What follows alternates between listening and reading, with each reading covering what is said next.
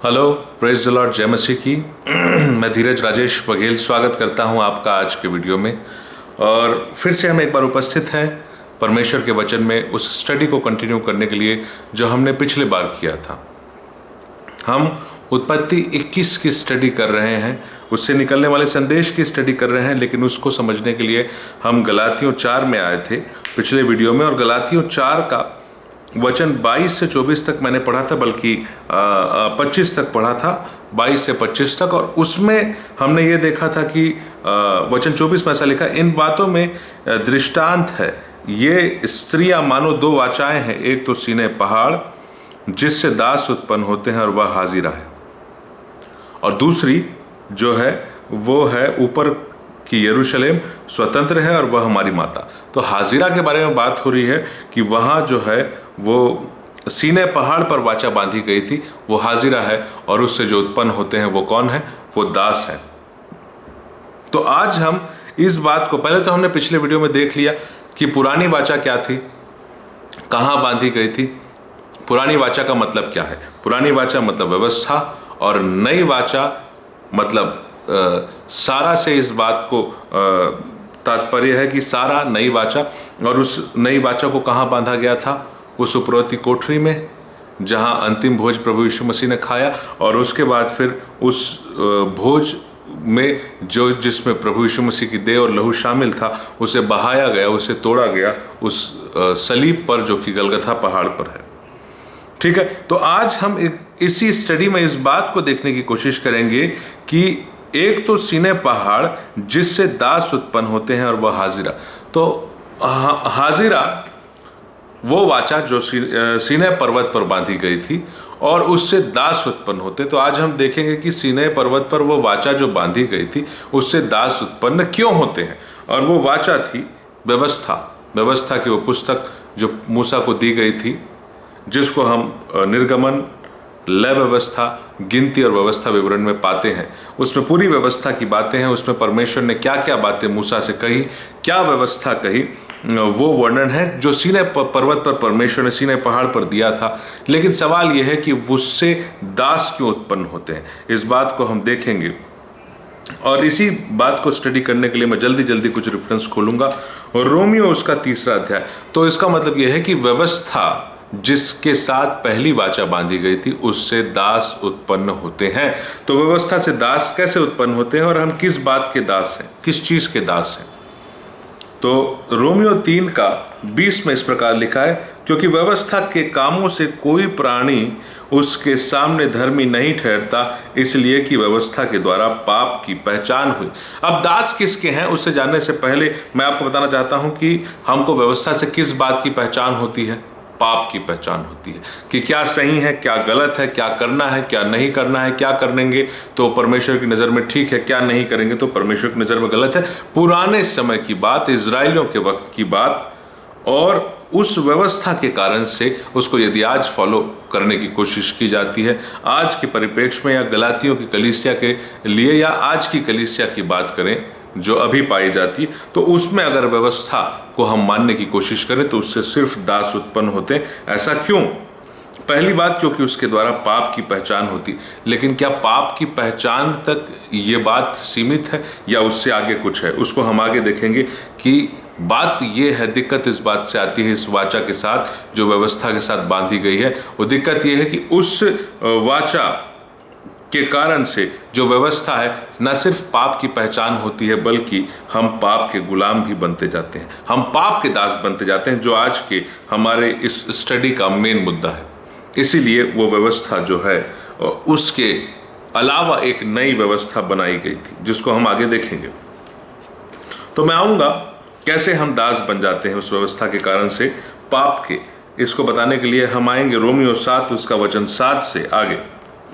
तो रोमियो 7 मैं पढ़ूंगा आपके लिए, उसका वचन 7 से आगे। तो हम क्या कहें, क्या व्यवस्था पाप है? कदापि नहीं, बिना व्यवस्था के मैं पाप को नहीं पहचानता। व्यवस्था यदि ना कहती कि लालच मत कर तो मैं लालच को नहीं जानता, परंतु पाप ने अवसर पाकर आज्ञा के द्वारा मुझ में सब प्रकार का लालच उत्पन्न किया, क्योंकि बिना व्यवस्था पाप मुर्दा है। बात यह है कि जब आप व्यवस्था की बात करते, जब मैं व्यवस्था की बात करता हूं, तो व्यवस्था ये बताता है कि सही क्या है और गलत क्या है, क्या करना चाहिए और क्या नहीं करना चाहिए। लेकिन अगर व्यवस्था ही नहीं है तो वचन कहता है पाप मुर्दा है, और क्या नहीं करना चाहिए इस बात का लालच मेरे अंदर पाप ने पैदा किया। क्यों? क्योंकि हमने, जब आदम ने उस फल को खा लिया, इस व्यवस्था तो मूसा के वक्त दी गई थी, मगर वो फल जो आदम और हवा ने खाया था उसके कारण से स्वभाव में पाप आ चुका है। मेरे और आपके स्वभाव में पाप बस चुका है, और ये पाप जो है बार बार एक्टिव होता है, और वो बोलता है कि इस आज्ञा को तोड़ दे, ऐसा मत कर, लिखा ना, करके देख क्या होता है, कर ले, अच्छा लगेगा, खुशी मिलेगी। ये इस प्रकार के लालसा आपके मन में आती है, और वो हम उस व्यवस्था की आज्ञाओं को तोड़ते हैं, या फिर इजरायली उसकी आज्ञाओं को तोड़ते रहे और वो पाप के दास बनते रहे।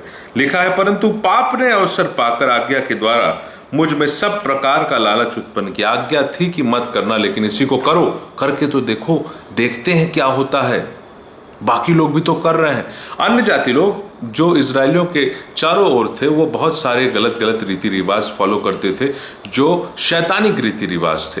परंतु सवाल ये उठता था कि इजरायलियों ने जब देखा कि इस प्रकार का काम हो रहा है, इजरायलियों ने जब देखा कि परमेश्वर किस तरीके से हमको आज्ञा देता है और बाकी लोग क्या करते हैं, तो बाकी लोगों के कार्यों को देखकर इजरायलियों के मन में एक लालच उत्पन्न होने लगा, क्यों ना हम भी ये काम करें, क्यों ना हम भी उस पाप को करके देखें। और वो लालच, जैसा लिखा है, पाप ने अवसर पाकर आज्ञा के द्वारा मुझ में सब प्रकार का लालच उत्पन्न किया। सवाल यह है कि मुझ में पाप बसा हुआ है, मुझ में और हर किसी में, हर एक मनुष्य में पाप बसा हुआ है, जिसको हम वचन से आगे देखेंगे। लेकिन सवाल यह है कि मैं और आप पाप के कारण से उस आज्ञा का गलत उपयोग करने लगते हैं। वो जो आज्ञा, जो ऐसा करना और ऐसा ना करना, तो ना करना की कंडीशन को ज्यादा हम करते हैं, क्योंकि मेरे अंदर का पाप बोलता है करके देखना क्या फर्क पड़ता है।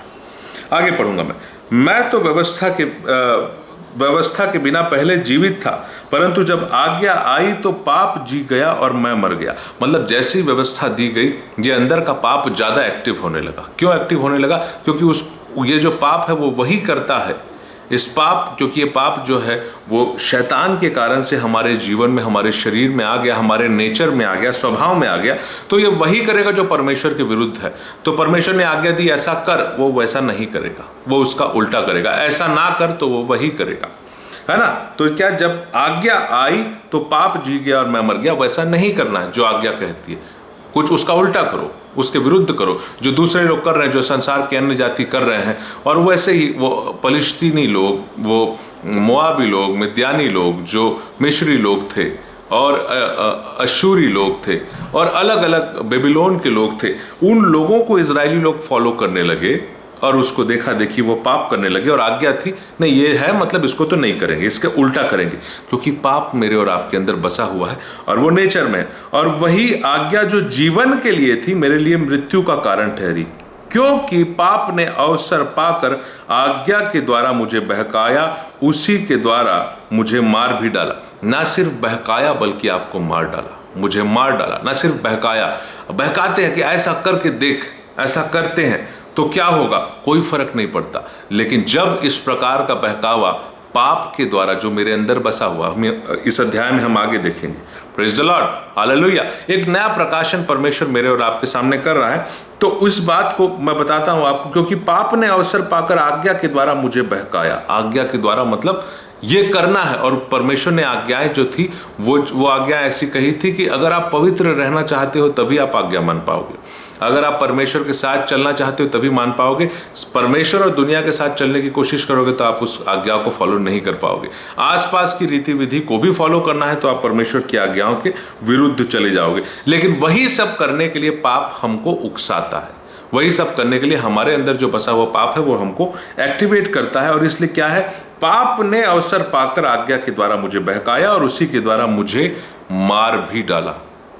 कितनी भयंकर बात है। ना सिर्फ पाप बहकाता है आपको, बल्कि आपको मार डालता है। इसलिए आप और मैं सजग रहें कि यदि कोई बहकावा मेरे पास आ रहा है तो चेक क्योंकि वो बहकावा अल्टीमेटली आपको मार डालेगा, आपके आत्मिक जीवन को मार डालेगा। जैसे आदम और हवा की बात थी, वो आज्ञा तोड़ी और उसी दिन वो मर गए, परमेश्वर से रिश्ता, कनेक्शन खत्म। आगे बोलता है रोमियो 7:12, इसलिए व्यवस्था पवित्र है और आज्ञा भी ठीक और अच्छी है, तो क्या वह जो अच्छी है मेरे लिए मृत्यु का कारण ठहरी? कदापि नहीं, परंतु पाप उस अच्छी वस्तु के द्वारा मेरे लिए मृत्यु का उत्पन्न करने वाला हुआ कि उसका पाप होना प्रकट हो और आज्ञा के द्वारा पाप बहुत ही पापमय ठहरे। अब सवाल यह है कि भाई अगर इस व्यवस्था के कारण से मृत्यु आ रही है तो व्यवस्था गलत हुई, लेकिन बाइबल कहती है कि व्यवस्था अच्छी है, व्यवस्था पवित्र है। व्यवस्था तो मुझे बताने के लिए ये दिया गया था कि ये मत करना और ये कर लेना, ये गलत है और ये सही है, लेकिन मेरे अंदर जो बसा हुआ पाप है, वो सिंफुल नेचर जो उस फल खाने से आ गया, भले और बुरे का ज्ञान जो आ गया, उसके कारण से पाप मेरे अंदर आ गया। और वो सिंफुल नेचर जब आया तो वो उकसाता है और वो उस आज्ञा को नहीं मानने देता, और जब वो आज्ञा दी गई और नहीं मानी गई तो फिर पाप बढ़ता गया। क्यों? क्योंकि पाप, चोरी ना करना लिखा है, चोरी होती गई तो कितना पाप दुनिया में बढ़ा। एक आदमी नहीं, हजारों आदमी ने चोरी की, कितना पाप बढ़ा। हत्या ना करना, लेकिन किसी ने हत्या किया, फिर दूसरे ने हत्या किया, फिर तीसरे ने किया, हत्या करते गए और हत्या बढ़ता गया। क्योंकि पाप उसी बात को करने के लिए उकसाता है, वो परमेश्वर के विरोध में है और वो शैतान के सपोर्ट में है, और उसी की मंशा को, उसी की लालसा और अभिलाषा को पाप पूरा करता है, जो आपके अंदर बसा हुआ है, मेरे अंदर बसा हुआ है। और इसीलिए इस विषय को समझना बहुत आवश्यक है। इसलिए ये सवाल है कि क्यों दास उत्पन्न हो रहे? हम दास बने रहते हैं पाप के। अब देखिए दासत्व और गुलामी की परिकाष्ठा यहाँ क्या लिखा हुआ है, वचन 14 है ना। यहाँ एक तो पहली बात मैंने बताया कि वो आज्ञा जो अच्छी थी मेरे लिए मृत्यु उत्पन्न करने वाली क्यों बनी? क्योंकि वो पाप जो है उसने मुझे बहकाया और मुझे मार भी डाला। क्यों? क्योंकि उस आज्ञा के उल्टा चलने को पाप ने कहा मेरे अंदर, और मैं उल्टा चला, क्योंकि उसने मुझे बहकाया और मैं बहक गया। जैसे सर्प ने बहकाया था हवा को और वो बहक गई, और फिर अल्टीमेटली उसके पति ने भी खा लिया। तो चलिए आगे बढ़ते हैं। वचन 14 कहता है, हम जानते हैं कि व्यवस्था तो आत्मिक है, परंतु मैं शारीरिक और पाप के हाथ बिका हुआ हूं। अब आप जिसके हाथ, यदि कोई वस्तु मैं किसी और को बेच देता हूं तो अब उस वस्तु का उपयोग कौन करेगा? वो व्यक्ति खरीद करेगा जिसने उसे खरीदा है। और मैं पाप के हाथ बिका हुआ हूं, मतलब क्या हो गया? पाप मेरा उपयोग करता है, मुझे बहकाता है, मुझे आज्ञा के विरोध में खड़ा करता है, और अल्टीमेटली मेरे जीवन में मृत्यु आती है, आत्मिक मृत्यु। पाप के हाथ बिका हुआ हूं, जो मैं करता हूं उसे नहीं जानता, क्योंकि जो मैं चाहता हूं वह नहीं किया करता, परंतु जिससे मुझे घृणा आती है वही करता हूं। देखो, उसको घृणा भी आ रही है व्यक्ति को, लेकिन वो वही कर रहा है। इसका मतलब वो दास है। आप गुलामी में हो, और गुलामी में किसी को हम रखते हैं, किसी को हम स्लेव या गुलाम या नौकर बना के रखते हैं अपना, तो हम उसके साथ अगर प्रताड़ना भी करते, गलत काम भी करते, तो भी बेचारा वो चुपचाप सहता है, क्योंकि वो गुलाम है। वो लड़ाई नहीं कर सकता, वो जो है विद्रोह नहीं कर पाता, और वो उसको हंटर मारा जाता है या उससे प्यार से बात किया जाता है, उसको खाना कम दिया जाता है, उसके साथ बुरा सलूक किया जाता है, वो उसको सहता है, वो दास के समान रहता है। तो वैसे ही मैं और आप पाप के हाथ बिके हुए हैं। ये बात समझना बहुत आवश्यक है, और इसीलिए इस वचन की आवश्यकता है कि अगर मैं बिका हुआ हूं तो कैसे मैं बचूंगा? किसने मुझे मोल लिया? किसने मुझे बचाया? Praise the Lord. और वो कैसे, वो प्रोसीजर में मैं आगे बढ़ूंगा पवित्रता की तरफ। आगे मैं आपको बता रहा हूं गुलामी और कितनी भयंकर है। यदि जो मैं नहीं चाहता वही करता हूं तो मैं मान लेता हूं कि व्यवस्था भली है। व्यवस्था तो अच्छी है, लेकिन वही बाइबल कहती है कि उसी व्यवस्था के कारण से दास उत्पन्न हो रहे। क्यों? क्योंकि पाप है मेरे और आपके शरीर में। तो यदि मैं जो मैं नहीं चाहता वही करता हूं तो मैं मान लेता हूं कि व्यवस्था भली है, तो ऐसी दशा में उसका करने वाला मैं नहीं वरन पाप है जो मुझ में बसा हुआ है। आपकी मेरी हालत खराब है। हम सब के अंदर पाप बसा हुआ है, और वो जैसा चाहता है वैसा वो हमसे करवाता है। क्योंकि मैं जानता हूं कि मुझ में अर्थात मेरे शरीर में कोई अच्छी वस्तु वास नहीं करती। इच्छा तो मुझ में है, परंतु भले काम मुझसे बन नहीं पड़ते। क्योंकि जिस अच्छे काम की मैं इच्छा करता हूं वह तो नहीं करता, परंतु जिस बुराई की इच्छा करता हूं वही किया करता हूं। अतः यदि मैं वही करता हूं जिसकी इच्छा नहीं करता, तो उसका करने वाला मैं ना रहा, परंतु पाप जो मुझ में बसा हुआ। और आज मैं और आप उस व्यवस्था के कारण से, जबकि व्यवस्था अच्छी है, भली है, आत्मिक है, ठीक है, मगर क्योंकि मेरे अंदर पाप बसा हुआ है इसलिए मेरे problem is in me, problem is in you, हम सब के अंदर है। क्योंकि वो पाप बसा हुआ है इसलिए हम वो नहीं कर पाते जो हमें करना चाहिए। अब इससे कैसे बचेंगे? और लिखा है कि पहली वाचा के कारण से तो सब दास हैं। तो वही बता रहा हूं कैसे हम सब दास हैं, कैसे दास उत्पन्न होते हैं, क्यों दास उत्पन्न होते हैं पहली वाचा के कारण से।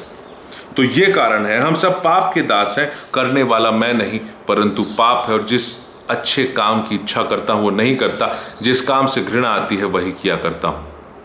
ये हालत है। इसलिए कहते हैं कि जो वाचा सीनै पर्वत पर बांधी गई थी, उस वाचा के कारण से वो वाचा हाजिरा है और उसके कारण से दास उत्पन्न होते हैं। इस प्रकार मैं वचन 21 पढ़ा हूं, रोमियो 7:21, इस प्रकार मैं यह व्यवस्था पाता हूं कि जब भलाई करने की इच्छा करता हूं तो बुराई मेरे पास आती है, क्योंकि मैं भीतरी मनुष्यत्व से तो परमेश्वर की व्यवस्था से बहुत प्रसन्न रहता हूं। कि भाई व्यवस्था में लिखा ये करना अच्छी बात है, मेरे को अच्छा लगता है, मैं करता हूं, लेकिन एक्चुअली मैं कर नहीं पाता। मेरे को अच्छा लगता है कि हाँ मेरे को करना चाहिए, ये ठीक है, ये मेरे लाइफ के लिए है, ये जीवन के लिए है, ये अनंत जीवन के लिए, लेकिन उसको हम फॉलो नहीं कर पाते क्योंकि पाप बसा हुआ है। और उस पाप का इलाज किसने किया, उस पाप का डॉक्टर कौन था, उसको हम देखेंगे। परमेश्वर उस प्रकाशन को प्रकट करेंगे। Praise the Lord. परंतु मुझे अपने अंगों में दूसरी प्रकार की व्यवस्था दिखाई पड़ती है जो मेरे बुद्धि की व्यवस्था से लड़ती। मतलब दिमाग को अच्छा लगता है कि हाँ परमेश्वर की व्यवस्था भली है, अच्छी है, पाप नहीं करने को लिखा गया है, चोरी नहीं करना, हत्या नहीं करना, व्यभिचार नहीं करना, लालच नहीं करना, परंतु मुझे पाप की व्यवस्था के बंधन में डालती है जो मेरे अंगों में है। हमारे शरीर में एक अलग ही व्यवस्था दौड़ रही है, वो पाप को फॉलो करती है, क्योंकि पाप के दास है। हमारा शरीर पाप का दास है, जैसा ये अध्याय बताता है, और ये सच्चाई है, ये रियलिटी है। वचन 24 कहता है, मैं कैसा अभागा मनुष्य हूं, मुझे इस मृत्यु की देह से कौन छुड़ाएगा। मृत्यु की देह, मृत्यु की देह मतलब पाप का पूरा कंट्रोल आपकी देह के ऊपर है, और वो पाप वही करवाता है जिसका फल मृत्यु है। मुझे इस मृत्यु की देह से कौन छुड़ाएगा, मतलब आप एक दास है, और दास किसके? पाप के। तो वही बात जो आज हमारा सवाल था कि भाई उस पहली वाचा से दास उत्पन्न होते, तो दास क्यों उत्पन्न होते, दास कैसे उत्पन्न होते? उसका कारण है कि आप और मैं पाप के दास हैं, और वह व्यवस्था अच्छी है, लेकिन उससे जो भलाई उत्पन्न होनी चाहिए वो नहीं होती, क्योंकि मेरे अंदर का पाप मुझे बहकाता है, एक्टिवेट करता है कि मैं उसके अपोजिट काम करूं, जो व्यवस्था में लिखा है उसका उल्टा काम करूं, और इससे मैं पापी ठहरता हूं और मैं अपने आत्मिक जीवन में मर जाता हूं, परमेश्वर से दूर हो जाता हूं, मेरा रिश्ता खत्म हो जाता है। हमारे प्रभु यीशु मसीह के परमेश्वर का धन्यवाद हो। इसलिए मैं आप बुद्धि से तो परमेश्वर की व्यवस्था का, परंतु शरीर से पाप की व्यवस्था का सेवन करता हूं। सच्चाई है, ये रियलिटी है जो आपके और मेरे सामने आना चाहिए। और शरीर से अगर पाप की व्यवस्था का सेवन हो रहा है, इसका मतलब आप किसके दास हैं? पाप के। और वो दासत्व कैसे आया? उस व्यवस्था के दिए जाने के बाद से। व्यवस्था जो आत्मिक थी, व्यवस्था जो पवित्र थी, जो अच्छी थी, उसके कारण से पाप मेरे अंदर एक्टिव होता चला गया, उसके विरोध में काम करने के लिए, और उस व्यवस्था के कारण से पाप बढ़ता गया। क्यों? क्योंकि काउंटिंग होती गई पाप की। पहले गिनती नहीं होती थी पाप की, लेकिन व्यवस्था आई तो लिखा गया कि चोरी ना करना, लेकिन सैकड़ों चोरी हुई, तो फिर कई हजार चोरी परमेश्वर की उस लिस्ट में शामिल हो गए, कई हजार हत्या लिस्ट में शामिल हुए, कई हजार व्यभिचार, कई हजार लालच के केस, कई हजार पशुओं को मारना, एक दूसरे को मारना, एक दूसरे से गलत व्यवहार करना, ये सारे केसेस परमेश्वर के उस आत्मिक किताब में रजिस्टर होते गए और पाप बढ़ता गया। क्यों? क्योंकि व्यवस्था थी, तो उस नियम को कितने बार तोड़ा गया ये परमेश्वर ने लिखा है। और इसलिए फिर इस पृथ्वी के बचाव की कोई योजना नहीं निकल पा रही थी, और तब मसीह को आना पड़ा, जिसको हम आगे देखेंगे। अगली बात मैं आपको बताता हूं उस व्यवस्था के बारे में। दूसरा कुरिन्थियों उसका 3 अध्याय वचन 7 से 11। दूसरा कुरिन्थियों 3 वचन 7 से 11। यदि मृत्यु की यह वाचा जिसके अक्षर पत्थर पर खोदे गए थे यहां तक तेजोमय हुई कि मूसा के मुंह पर से तेज के कारण जो घटता भी जाता था इजरायली उसके मुंह पर दृष्टि नहीं कर सके, तो आत्मा की वाचा और तेजोमय क्यों ना होगी? क्योंकि जब दोषी ठहराने वाली वाचा दोषी ठहराने वाली वाचा, यही मैं बोल रहा हूं, मृत्यु की वाचा, दोषी ठहराने वाली वाचा, वो वही व्यवस्था है जो सिय्योन पर्वत पर दी गई थी, जिसको मूसा पटिया पर लेके और अपनी किताब पर लिख कर वो रखा हुआ था। वो क्यों तेजोमय थी, कैसे तेजोमय थी, ये हम आगे देखेंगे। तो आत्मा की वाचा और तेजोमय क्यों ना होगी? जब दोषी ठहराने वाली वाचा तेजोमय थी, तो धर्मी ठहराने वाली वाचा और भी तेजोमय क्यों ना होगी? और जो तेजोमय था वह भी उस तेज के कारण जो उससे बढ़कर तेजोमय था, कुछ तेजोमय ना ठहरा, क्योंकि जब वह जो घटता था तेजोमय था, तो वह जो स्थिर रहेगा वो और भी तेजोमय क्यों ना होगा। तो दो वाचा की बात हो रही है। तो जो ज्यादा तेजोमय है वो आत्मा की वाचा है, और जो घटने वाली जिसका तेज है वो व्यवस्था है। और मैं इसलिए बता रहा हूं, हम दो वाचा की स्टडी कर रहे हैं, लेकिन आज मेरा और आपका कंसंट्रेशन इस बात पर रहेगा कि वो वाचा जो सीनै पर्वत पर बांधी गई थी, जो हाजिरा है, उससे दास कैसे उत्पन्न होते हैं। इस बात को हमने देखा, और इसको आज के इस पाठ में हमने समझ लिया कि कैसे दास उत्पन्न होते हैं। इसका प्रभु ने चाहा तो इसका मैं पार्ट 2 आपके पास लेकर आऊंगा, और उसमें उपाय भी होगा। दास उत्पन्न होते हैं, इसका मैं 2nd वीडियो बनाऊंगा, और उसमें हम ना सिर्फ पाप की बात करेंगे, बल्कि उस दासत्व से छुटकारे की भी बात करेंगे। प्रभु यीशु मसीह ने क्या हमारे लिए किया, उसकी बात भी करेंगे। और हम फिर ये बात करेंगे कि जब उस गलगथा पहाड़ पर वाचा बांधी गई, तो उससे हम सब स्वतंत्र कैसे हुए, उससे वो दासत्व खत्म कैसे हुआ, वो भी बात करें। क्योंकि पहला केस हम डिस्कस करें, हाजिरा जो व्यवस्था है और उससे दास उत्पन्न होते हैं, वो कैसे उत्पन्न होते हैं, उसका पार्ट 1 ये है। पार्ट 2 लेके मैं फिर से आऊँगा, और उसके बाद फिर सारा जो कि यीशु मसीह का बलिदान को रिप्रेजेंट करती है ना, और उस बलिदान से हम स्वतंत्र कैसे होते हैं, उसको हम उसके बाद वाले पार्ट में देखेंगे। तो परमेश्वर बहुत सी बातें हमको प्रकट कर रहे हैं, और आज जो कुछ हमने सीखा, परमेश्वर उसके द्वारा आपको बहुतायत की आशीष दे। फिर से मिलेंगे एक नए वीडियो के साथ, तब तक के लिए आप सबों को सलाम, प्रेज द लॉर्ड, जय मसीह।